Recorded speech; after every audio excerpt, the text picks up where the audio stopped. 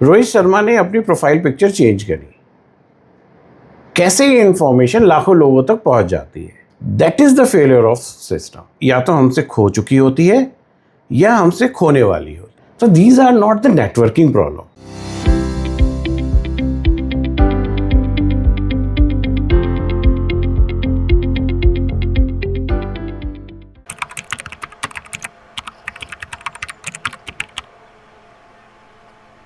Hi, myself Saurav Goyal. I am working professional. Welcome to System Simplify. In this channel, we are trying to understand systems with common system design problems. हम अपने channel में एक simple problem discuss कर रहे हैं जहाँ पे एक यूज़र अपने ब्राउज़र पे YouTube वीडियो ओपन करता है। क्या होता है एग्जैक्टली एट दैट मोमेंट? इसके समझने के लिए हमने सीरीज़ 1 में समझा कि कैसे हमारा वो माउस क्लिक लैपटॉप तक पहुँचता है, और उस जर्नी में हमने समझा कि हमारे सिस्टम में जो डेटा फ्लो हो रहा है उस पर कंट्रोल कितना इम्पॉर्टेंट है। वही माउस क्लिक जब ऐप्स तक पहुंचता है तो हमने सीरीज़ 2 में समझा कि हमारा सिस्टम इवेंट ड्रिवन सिस्टम है, और इवेंट ड्रिवन सिस्टम में भी हमारा अपने डेटा फ्लो पे पूरा कंट्रोल है। अब इस सीरीज़ 3 में हम सेम जर्नी कंटिन्यू करेंगे और हम ये समझने की कोशिश करेंगे कि कैसे जब वो हमारा माउस क्लिक हमारे लैपटॉप को छोड़ के आउटसाइड वर्ल्ड में जाता है तो क्या एग्जैक्टली चेंज होता है। आइए इसे समझते हैं। जब हम सीरीज़ 1 और सीरीज़ 2 पे बात कर रहे थे तो हमने बहुत सारी चीज़ें बात करी, जैसे USB host controller, DMA, interrupt, scheduler, events, processes. ये सारी चीज़ें अपने आप में एक इंडिविजुअल टॉपिक्स हैं। तो मेरा आपसे एक क्वेश्चन है, क्या लगता है आपको इन सारी चीज़ों में क्या कॉमन है? अगर आप देखेंगे तो इन सभी चीज़ों के पीछे हमारा छिपा हुआ ऑपरेटिंग सिस्टम है।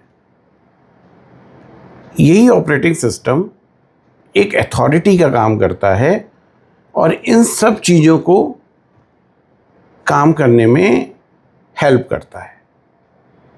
तो जब हमारा माउस क्लिक जब हमारा लैपटॉप छोड़ता है तो हमारे ऑपरेटिंग सिस्टम की फंक्शनैलिटी यहाँ पर रुक जाती है। जैसे ही हमारा माउस क्लिक हमारे लैपटॉप से आउटसाइड वर्ल्ड जाएगा, उसको ये ऑपरेटिंग सिस्टम की जो फंक्शनैलिटी है वो नहीं मिल पाएगी। तो आखिर जो हमारी रिक्वेस्ट है वो YouTube सर्वर तक कैसे पहुंचेगी? आइए देखते हैं। अगर आप देखेंगे तो scheduling, event handling, interrupts handling, ये सभी हमारे ऑपरेटिंग सिस्टम में हो रहे हैं।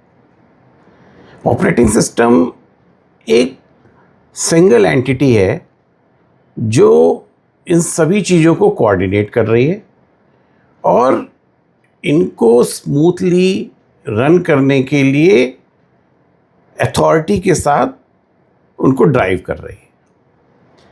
जब हमारी रिक्वेस्ट हमारे लैपटॉप को छोड़ के बाहर जाएगी तो क्या कोई एक ऐसा ऑपरेटिंग सिस्टम है जो जितनी भी मशीनें हैं उन सभी के ऊपर ये सर्विस प्रोवाइड करती है? नहीं, कोई भी इतना बड़ा ऑपरेटिंग सिस्टम नहीं है जो हमारे वर्ल्ड में जितनी भी मशीनें हैं उसको कंट्रोल करे। तो फिर आखिर ये सेम फंक्शनैलिटी हमें बाहर कैसे मिल पाएगी? अगर मैं ये कहूँ कि जब हमारे सिस्टम में एक सिंगल अथॉरिटी है जो सारा कोऑर्डिनेशन का काम कर रही है, दैट इज़ ईजी। बट जब आउटसाइड वर्ल्ड में कोई सिंगल अथॉरिटी ही नहीं है, तो जब हमारे पास कोई सिंगल कोऑर्डिनेशन सर्विस ही नहीं है, तब अपनी सारी चीज़ों को मैनेज करना विल बिकम वेरी टफ। हम अपनी लाइफ में बहुत सी चीज़ें टेकन एज ग्रांटेड लेते हैं। हमें ऐसी बहुत सारी सर्विसेज मिल रही होती हैं, हमें बहुत सारी फैसिलिटीज़ हमारे पास हैं जिसके बारे में हम कभी नहीं सोचते। बट उस चीज़ का एहसास हमें तब होता है जब वो चीज़ हम या तो हमसे खो चुकी होती है या हमसे खोने वाली होती है। यही सेम चीज़ जैसे ही हमारा माउस क्लिक हमारे लैपटॉप को छोड़ने वाला है, तब हमें एहसास होता है कि कैसे ऑपरेटिंग सिस्टम हमें कितनी ही सर्विसेज अननोइंगली दे रही है और जिससे हमारी सारी चीज़ें बहुत इजीली हैंडल हो रही है। आइए इसे समझते हैं कि आखिर ऐसी वो क्या चीज़ है जो हम ऑपरेटिंग सिस्टम की टेकन एज ग्रांटेड अपने लैपटॉप में लेते हैं। चलिए मैं आपसे एक क्वेश्चन पूछता हूँ, गूगल सर्च को इंप्लीमेंट करना ज़्यादा डिफिकल्ट है कि गूगल डॉक को? फॉर अ मोमेंट हमें ऐसा लगेगा Google search is more difficult because billions of web pages हैं, आपको उनकी इंडेक्सिंग करनी है और इसमें मैसिव अमाउंट ऑफ कंप्यूटेशन लगना है, मल्टीपल सर्वर्स इन्वॉल्व है। दिस इज ट्रू, बट अगर आप ध्यान से देखें तो Google search is something like we are reading a problem. हमने सीरीज 2 में डिस्कस किया था कि रीडिंग ए प्रॉब्लम से कहीं ज़्यादा writing a problem is difficult. वहीं हम गूगल डॉक की बात करते हैं। गूगल डॉक में thousands of people same doc में एक साथ एडिट करते हैं, कभी अंडू करते हैं, उसमें हम कॉन्फ्लिक्ट रिजॉल्व भी करते हैं। ये सारी फंक्शनैलिटी कोई सही तरीके से इम्प्लीमेंट करने के लिए कहीं ना कहीं हमें कोऑर्डिनेशन चाहिए and there is multiple communication involve. So actually Google doc is much more tough to implement as compare to Google search. इससे एक चीज हमें समझ में आती है कि कंप्यूटेशन से ज़्यादा कम्युनिकेशन कोऑर्डिनेशन टफ है। इन सभी चीज़ों को समझने के लिए आइए वन बाय वन हम इन्वेस्टिगेट करते हैं कि आखिर ऑपरेटिंग सिस्टम में ऐसा क्या है जो हमने अभी तक इग्नोर किया और जो कि हमें जैसे ही हमारा माउस क्लिक हमारे लैपटॉप को छोड़ेगा हमें वो फंक्शनैलिटी कैसे भी चाहिए। फॉर एग्जाम्पल, सपोज हमारे ऑपरेटिंग सिस्टम में 2 प्रोसेसेस हैं, process A, process B. Process A ने प्रोसेस बी को एक मैसेज किया, तो क्या आपको लगता है क्या कोई एक ईथरनेट पैकेट प्रोसेस ए से प्रोसेस बी में जाएगा? नहीं। क्यों? क्योंकि हम सेम रैम यूज़ कर रहे हैं और हमारा सेम ऑपरेटिंग सिस्टम है, सेम कर्नल है जो उसको कोऑर्डिनेट कर रहा है। They will share the same memory and there is no need to transfer that message from process A to B. But वहीं जैसे ही हमारी क्लिक आउटसाइड मशीन में जाएगा, so there we need to establish the connection from machine A to machine B, and in that case अब आपको समझ में आएगा कि communication is not an option but it is mandatory between two machine। चलिए एक और क्वेश्चन पूछता हूँ। हमारे ऑपरेटिंग सिस्टम में 2 एप्लीकेशंस हैं, एप्लीकेशन A, एप्लीकेशन B। दोनों को ही CPU चाहिए। ये कौन डिसाइड करेगा कि एप्लीकेशन ए को सीपीयू मिलेगा कि एप्लीकेशन बी को मिलेगा? अगर हम लैपटॉप की बात करें तो हमारा ऑपरेटिंग सिस्टम का शेड्यूलर डिसाइड करेगा कि सीपीयू एप्लीकेशन ए को मिलना चाहिए या एप्लीकेशन बी को मिलना चाहिए, और कहीं ना कहीं हमारी प्रॉब्लम आसानी से सॉल्व हो जाती है। बट लैपटॉप के बाहर क्या आपको लगता है कि कोई एक सिंगल एंटिटी है जो सारी मशीनों को शेड्यूल करती है? Obviously not.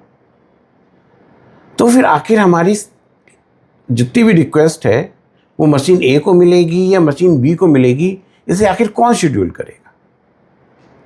अगर आप देखें तो अभी तक हमें ऐसा लगता है कि scheduler is a CPU problem, but अगर आप फिर से देखें तो आपको समझ में आएगा scheduler is required to solve coordination problem. For example, हम गूगल की बात करते हैं। गूगल के नंबर ऑफ सर्वर्स हैं, सर्वर 1, सर्वर 2, सर्वर 3।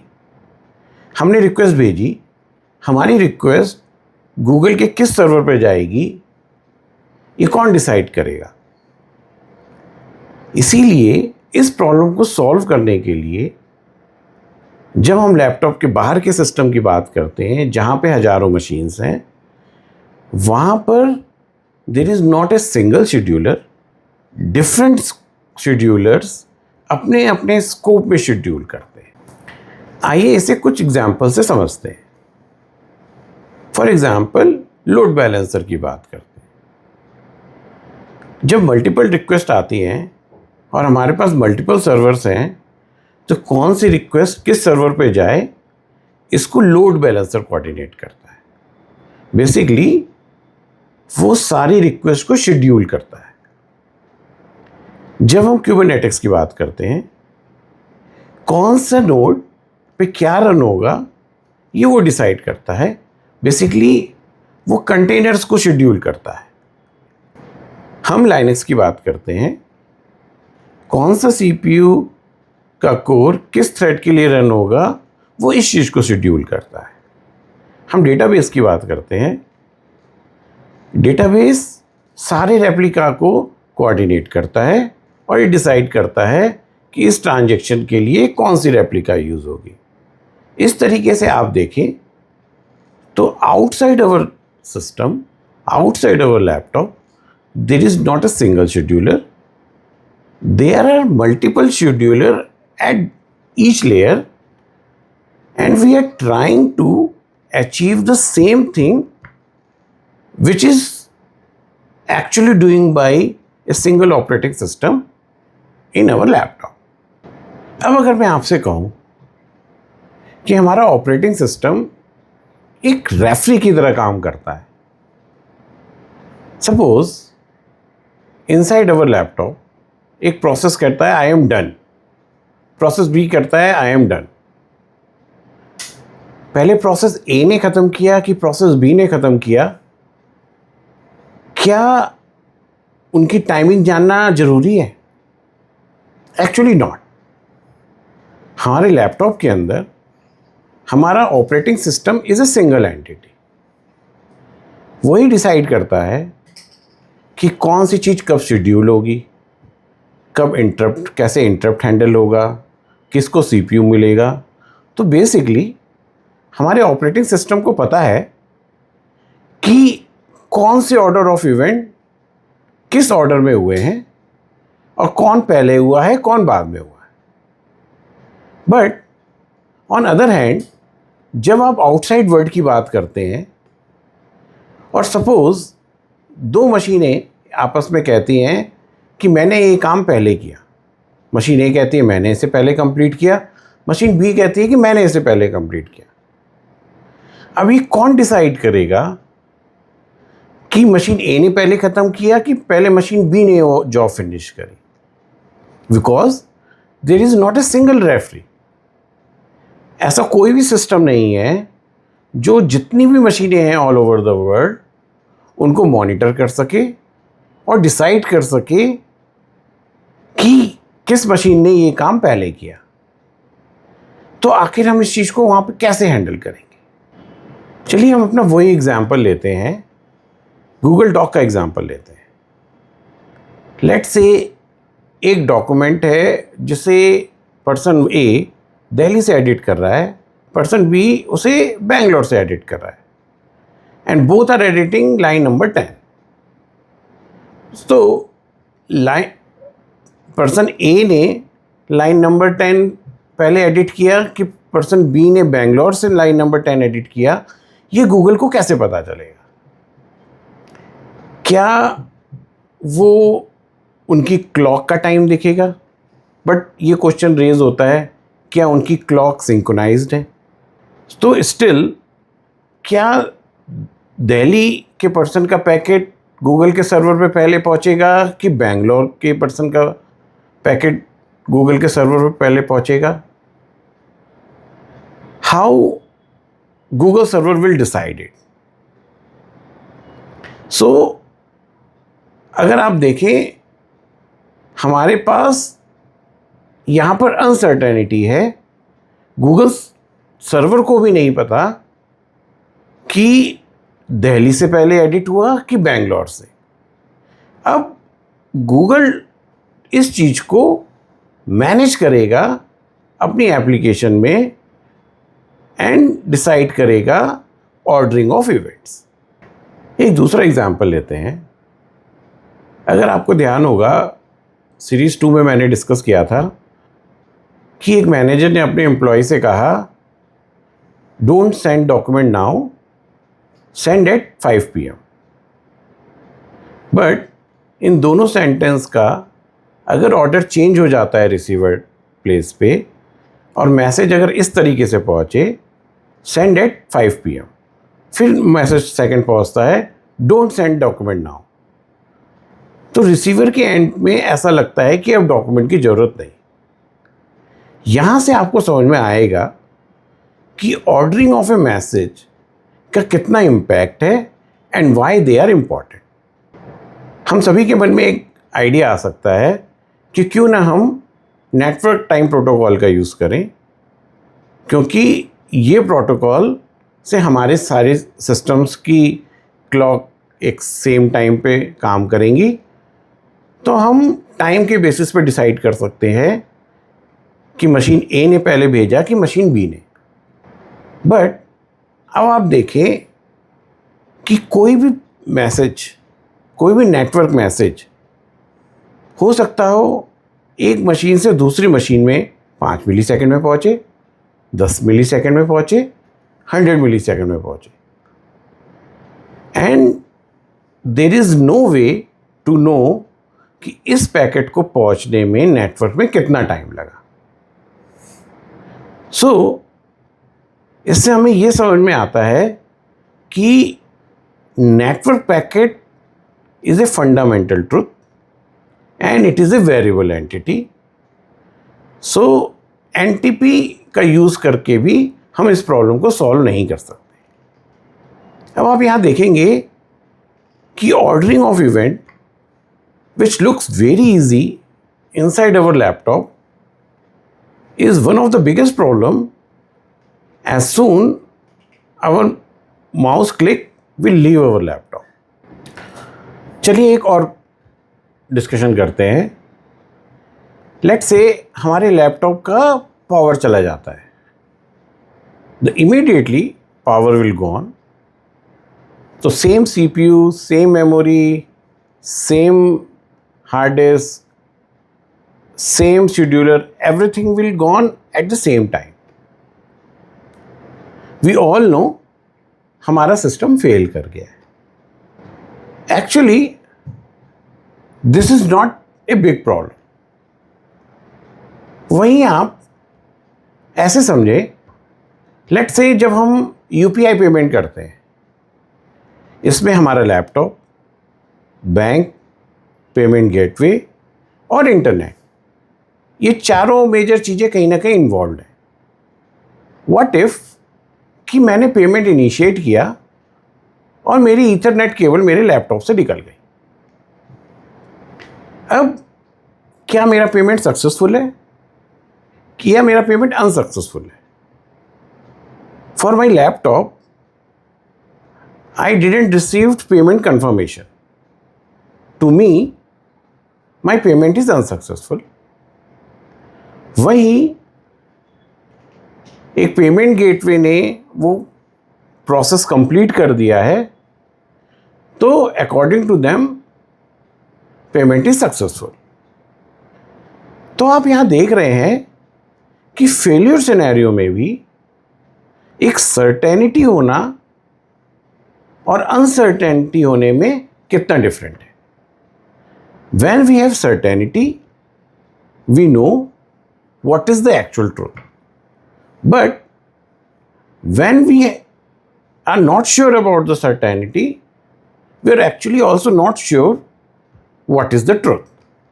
और वहां से उस ट्रुथ को निकालना, एक करेक्ट स्टेट में सबको एग्री होना, this is a difficult problem. जब मैंने सिस्टम डिज़ाइन पढ़ना शुरू किया था तब मेरी अंडरस्टैंडिंग ऐसी थी कि सिस्टम फेल कर गया इट मीन्स कहीं ना कहीं सर्वर फेल कर गया।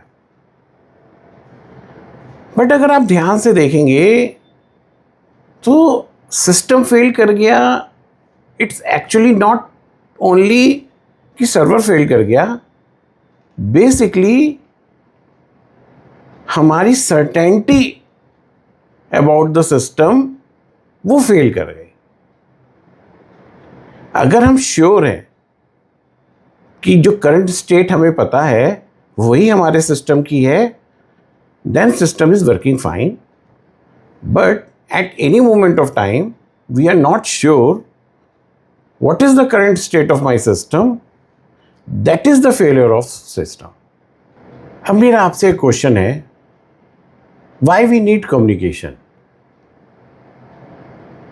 एक ऑब्वियस आंसर है, to send the data.